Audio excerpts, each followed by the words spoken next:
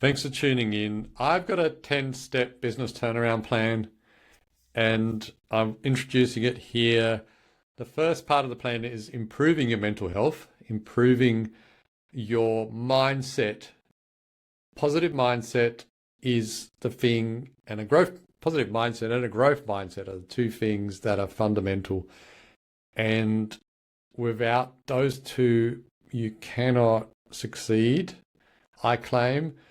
I've got a great resource that I know about from Beyond Blue when I spoke to them at a HIA event, and I'll make it available. It's available to every small business owner in New South Wales. It's free and it's a one-on-one 6 sessions.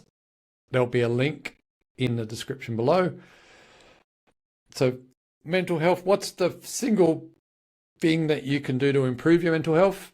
Improve your physical health, improve your fitness. Any activity helps with your mental health. Any physical activity boosts your positivity and mental energy, no question. There's science behind it. Good eating and some exercise. I think what happens with exercise is you run out of time to do it and it becomes a self-fulfilling prophecy. If you don't do it, then you run out of time because you're less efficient. You just got to make yourself do it and not apologize to anyone for getting out and exercising and doing something that's good for your brain, good for your health. Okay, that's a self-help, almost done. Number 3 is active learning, listening, and I'll be releasing a list of books for you to read, and I will be sharing lots of information. And so listening to Buttress videos is a great step forward, but I'll be sharing a whole bunch of other material. Okay, step 4. Okay, what can you do? What is the single thing you can do in your business? What is the single biggest decision that changes the nature of your business? Again, backed by evidence. It's your people. Having the right people is the thing that will change everything. And it's kind of like compound interest. Good people over time pay interest. Bad hires over time cost you money and absorb and reduce, and you have to work harder to compensate for them. So the right people in the right role is the single most important thing after sorting out your own personal mental health and learning. Now, number 5 is goal setting or objective setting and measuring. And the thing about objectives is they are specific, measurable, and time dependent. We'll go into goal setting during the course of the year, but it starts with one objective and one measurement, right? That's the thing that people really struggle with. And my claim is that it starts with one objective, one thing that you can do, and then you can measure, and then you can improve upon just one thing and get into a cadence of measurements. Okay, moving right along. Number 6, reporting. Again, if you can find 2 or 3 things that you report regularly rather than a giant system of complex reporting, again, get into a habit of reporting, a reporting habit. Financials or other performance, like reporting is the key to understanding what your business is doing at any moment. 7, risk management. You hear about the elephant in the room. You need to find the elephant on your building site or in your business and start making some hard decisions.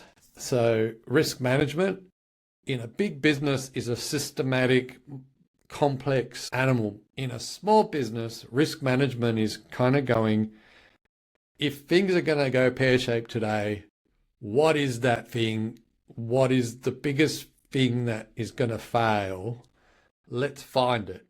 So it's not a check. It's not exorbitant, long, problematic checklist. It's going, hey, on this sort of building, when things go wrong, what are the things that normally go wrong that are really painful and expensive? Let's find those.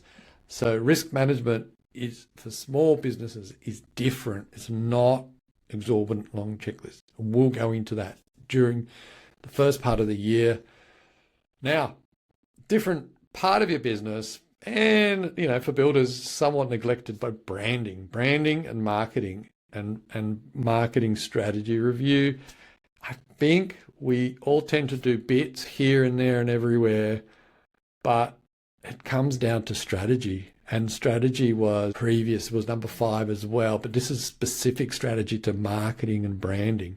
So what are those things that you're going to action, and how are you going to measure their outcome is the question. Now, following on from that, website and brand refresh. Here is a simple way to do that really quickly. 1, find 3 people who don't really know anything about your business, but maybe your mates who don't really know what you do or aren't familiar with your specific business.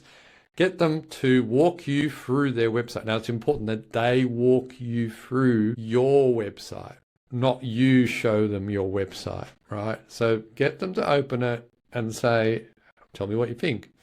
All right, what do you think it means? And get them to navigate and watch where they get stuck, watch where they get confused.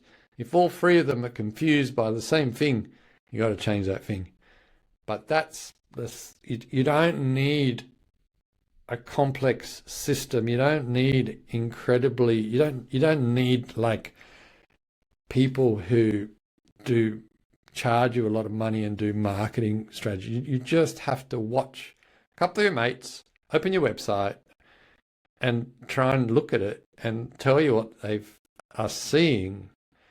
The other thing that you can do, and like every brand, every company can do this, reduce the number of fonts, colors, and create more space in your website, more space in your marketing, and reduce the number of colors, and just go, okay, from now on, we're only going to use these colors because colors grow and someone throws in another color and things get busy and someone adds another font. If you can't afford or don't have time to get a designer in, or maybe just get a designer to look at your guide, if you have a style guide, look at your style guide, or just look at all your stuff and try and make some suggestions. But less is always more when it comes to design. Okay, number 10, rounding it out, lean into your network to create opportunity for sales. Everyone's a bit icky about this or that, but you don't need to really pitch hard to people or people at your kid's school. You just need to put it out there that, hey, if you need some advice, I'm available. That's what I've always done. I've never felt good about pitching, but I've always said, hey, I'm a builder. If you've got any questions or you need advice, and there's people in my network, I just go, I'll do that. I'll come and have a look and I'll tell you what I think. I don't promise anything. There's no promise on their part, but really in 2026, the final item is, what is your network? Where are your people? Who can you connect with? And who can you help? Don't worry about who you can sell to. Who needs help that you can help?